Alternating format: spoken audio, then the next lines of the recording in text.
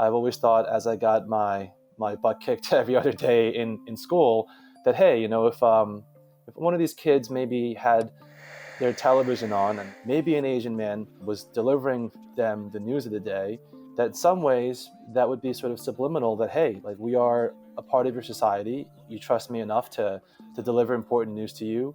I believe as journalists, it is our fundamental duty is to give voice to the voiceless and speak truth to power. And it just so happens that some of the most voiceless are in the AAPI community.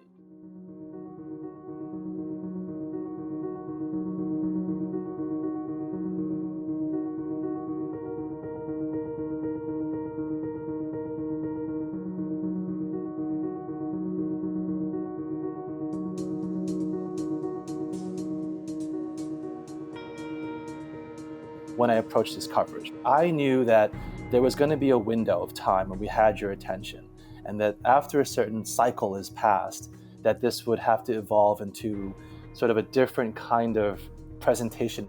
The reality is, we cannot see grandma and grandpa getting their butts kicked every day. We get desensitized, it's too hard to look at. Even if you are still being inundated and pummeled with this imagery that's violent and graphic, the conversation can't just keep going in a circle either. The first was this very sensational stage of like, hey, this is happening, you need to pay attention. And we got everyone's attention. The Asian American woman who survived an assault in broad daylight while on her way to church. The attack now being prosecuted as a hate crime with that anti-Asian hate crime bill ready for President Biden's signature. And a nearby security guard who watched it happen has now been suspended. I had these sort of pivots in my coverage where I would address things like the prosecution of hate crimes. How is that done? What's the inner workings behind law enforcement and DA's offices, for instance?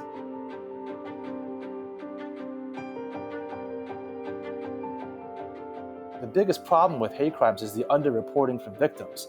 Suddenly, you've got a year where everyone's coming forward, but the previous year, that wasn't happening. When all the API were on edge and you're thinking about this front and center, you're coming forward left and right. All of this has to do with the reporting of it. Like, we don't know hate crime numbers unless the victims come forward. And we know why culturally AAPI victims are not inclined to do that.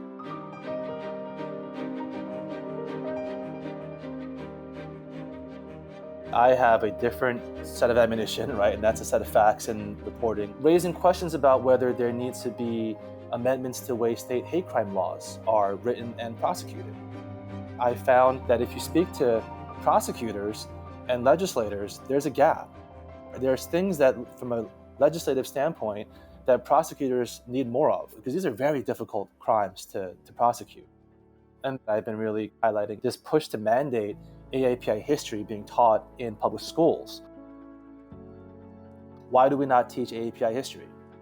If we are Americans, then should our history be considered part of American history? We're not different. We grew up reading about history, but we didn't see ourselves there, and it's not like it doesn't exist. The API contributions to America are lengthy and it's rich, but we were never taught that we belong here. And I would argue that it's a civic duty to teach ourselves that and to have a sense of belonging. And then once you have a sense of belonging, you can contribute to society.